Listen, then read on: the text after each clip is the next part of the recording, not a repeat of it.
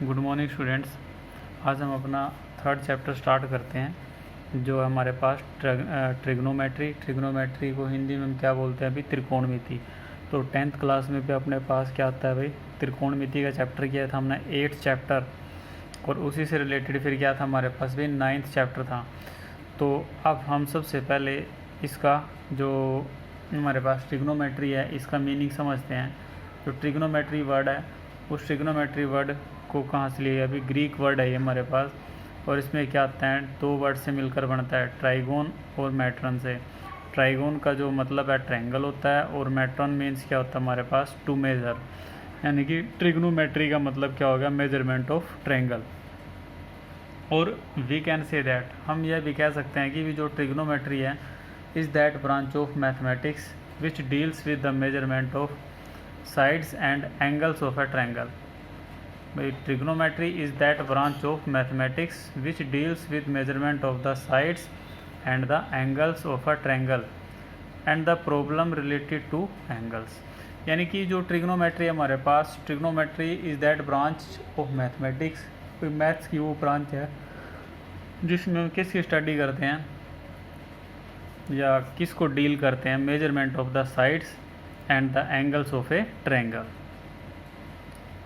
अब इसमें एक फैक्ट आता है कि भी जो अर्ली स्टेज का मतलब क्या होता है, जब ट्रिग्नोमेट्री का मैं पता लगा था तो उसमें क्या था कि भी जो ट्रिग्नोमेट्री का मेन फोकस था वो कहाँ पर था, measurement of sides and angles of A triangle and the relationship between them. यानी कि जैसे हमने 10th क्लास में किया, 8th चैप्टर में क्या था हमारे पास, हमने क्या किया 8th चैप्टर में एंगल्स के बारे में किया। अब जो 9th चैप्टर आता था हमारे पास, 9th चैप्टर में क्या जाता था, प्रैक्टिकल एप्लीकेशन ऑफ ट्रिग्नोमेट्री, यानी डेली लाइफ में ट्रिग्नोमेट्री का यूज़ कहाँ कहाँ पर होता है। तो कहाँ पर यूज़ करते थे हम उसमें भाई, to find the height and distances of buildings, height and distances यानी ऊंचाई और दूरियाँ निकालने में। लेकिन अब इसका एक मतलब जो यूज़ है वो वेरियस एरियाज़ में किया जाने लगा, जैसे सेस्मोलॉजी में और डिज़ाइनिंग इलेक्ट्रिक सर्किट डिज़ाइन करने में भी। अब हम आगे चलते हैं। इसमें सबसे पहली बात जो आती है हमारे पास, एंगल की आती है। अभी एंगल की डेफिनेशन पता होना चाहिए सबसे पहले जो अपने पास डेफिनेशन आती है अकॉर्डिंग टू यूक्लिडियन ने क्या कहा था कि भी जो एन एंगल है is the inclination of an line to another line and is always positive. Inclination of a line का मतलब क्या है, जैसे मान लो हमारे पास ये एक लाइन है, ये एक रे ले लिया हमने ओ, और ये क्या हमारे पास अभी पॉइंट एक्स, ओ एक्स है। अब ये इंक्लाइंड करती है, मान लो इसने इंक्लाइंड किया यहाँ तक, ये इंक्लाइंड कर गई, और ये कौन सी डायरेक्शन हमारे पास भी, एंटी क्लॉकवाइज डायरेक्शन। और एंटी क्लॉकवाइज डायरेक्शन में जब भी आप एंगल मेज़र करोगे वो ऑलवेज क्या आएगा हमारे पास भी, पॉजिटिव होगा, ऑलवेज क्या होगा, पॉजिटिव एंगल होगा, ठीक है ना। तो यूक्लिडियन ने हमारे कहा था भी an angle is the inclination of a line to another line, यानी एक लाइन का दूसरी लाइन के साथ जो इंक्लाइनेशन है इसको इंक्लाइनेशन बोलते हैं, इसको हम एंगल कहते हैं। और ये ऑलवेज क्या होता है हमारे पास, पॉजिटिव होता है, ऑलवेज क्या होता है, पॉजिटिव।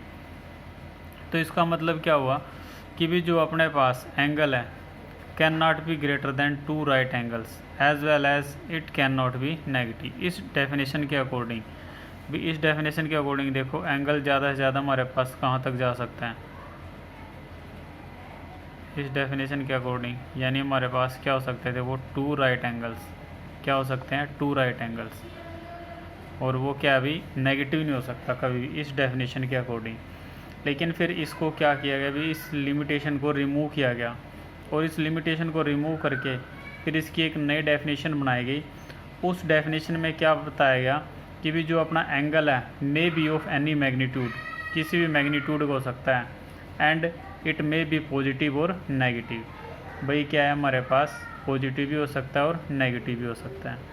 ऊपर की जो यूक्लिडियन की डेफिनेशन थी, यूक्लिडियन की डेफिनेशन क्या कहती है कि भी आपका जो एंगल है वो इंक्लाइनेशन बिटवीन टू लाइन्स है और वो ऑलवेज पॉजिटिव है, that means it can not be greater than two right angles, यानी two right angle that means 180 से ग्रेटर नहीं हो सकता हमारे पास, और ना ही क्या हमारे पास भाई नेगेटिव हो सकता, it can not be negative, ये नेगेटिव भी नहीं हो सकता। लेकिन फिर ये ही इसकी लिमिटेशन थी और इस लिमिटेशन को रिमूव किया गया, और रिमूव करने के बाद जो फैक्ट आया वो क्या आया कि भी जो an angle may be of any magnitude, कोई भी एंगल किसी भी मैग्नीट्यूड को हो सकता है, और इट मे बी पॉजिटिव और नेगेटिव, या पॉजिटिव भी हो सकता है और नेगेटिव भी हो सकता है। तो भाई इसकी डेफिनेशन हम इस तरह से बोल सकते हैं कि भी an angle is defined to be the amount of revolution that a line undergoes while revolving along one of its extremities in passing from a fixed initial position to another position। देखो क्या तभी an angle is defined to be the amount of revolution that a line undergoes while revolving about one of its extremities in passing from a fixed initial position to another position। देखो ये आ गया हमारे पास, जैसे ये fixed point आ गया इसका, ये क्या हमारे पास भाई ओ फिक्स्ड पॉइंट हो गया जिसको हम क्या बोलते हैं वर्टेक्स, और ये इसकी इनिशियल पोजीशन होती है। अब ये क्या करती है, अभी रिवॉल्व करती है, या रिवॉल्व करके मान लो यहाँ तक आ गई, तो ये क्या हो गया अमाउंट ऑफ रिवोल्यूशन। तो ये अमाउंट ऑफ रिवोल्यूशन है, यही अपना क्या बनेगा भाई एंगल बनेगा हमारे पास।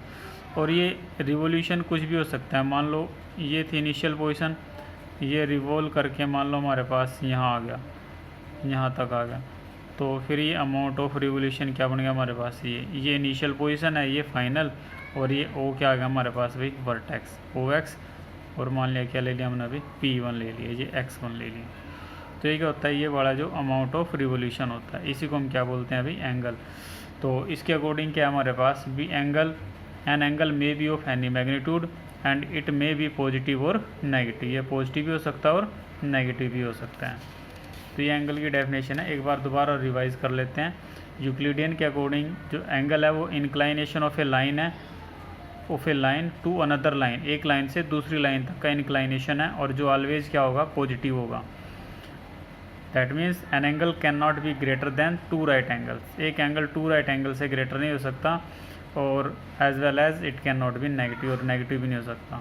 लेकिन यही इसकी लिमिटेशन थी, और इस लिमिटेशन को रिमूव करके हमने क्या बनाया कि भी an angle may be of any magnitude and it may be positive और नेगेटिव। अब पॉजिटिव और नेगेटिव किस पे डिपेंड करता है, जो ये पॉइंट मैंने लिखा है अभी एंटी क्लॉकवाइज। यदि आप एंगल एंटी क्लॉकवाइज मेज़र करते हो तो पॉजिटिव है, और क्लॉकवाइज मेज़र करोगे तो आपका एंगल क्या आएगा हमारे पास भाई, एंगल क्या आएगा नेगेटिव आएगा। एंटी क्लॉकवाइज और क्लॉकवाइज मीनिंग क्या हमारे पास भाई, एंटी क्लॉकवाइज घड़ी के विपरीत दिशा में, और क्लॉकवाइज घड़ी के दिशा में, जो घड़ी की डायरेक्शन होती है ना, वॉच की जो डायरेक्शन होती है, तो में आ गया हमारे पास साइन ऑफ एंगल्स आ गया। अभी पॉजिटिव कब होगा और नेगेटिव कब होगा, एंगल का तो पता लगेगा आपको, अमाउंट ऑफ रिवोल्यूशन कह सकते हो आप।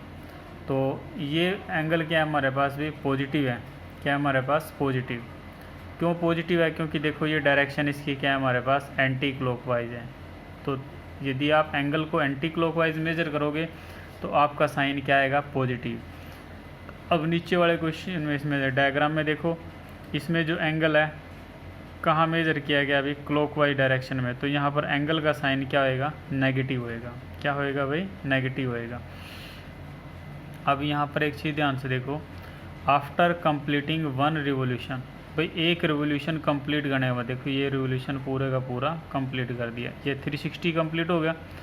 उसके बाद क्या कहता है, the revolving line still revolves. तो जो रिवॉल्विंग यानी ये जो लाइन थी ना, ये लाइन रिवॉल्व कर रही थी, ये पूरा राउंड लेके यहाँ तक आ गई, लेकिन यहाँ राउंड वन रिवोल्यूशन कंप्लीट करने के बाद भी कहता है कि यदि रिवॉल्विंग लाइन रिवॉल्व करती रहती है then it make an angle XOP1। तो ये एक एंगल बनाएगी XOP1, जिसको हम क्या लिखेंगे कि भाई 360 डिग्री तो कंप्लीट कर दिया इसने, 360 डिग्री एक कंप्लीट रिवोल्यूशन ले लिया, लेकिन उसके बाद भी रुकी नहीं, यहाँ जाके रुकती है OP1 पर। तो ये एक एंगल बन गया हमारे पास XOP1। क्या एंगल बन गया हमारे पास भी XOP1 बन गया। ऐसे ही मान लो 2 कंप्लीट रिवोल्यूशन लेती है और फिर उसके बाद इसी एंगल पे आ जाती है, तो तब क्या बन जाएगा, ये 1 रिवोल्यूशन आया, ये क्या आएंगे 2 रिवोल्यूशन हो जाएंगे।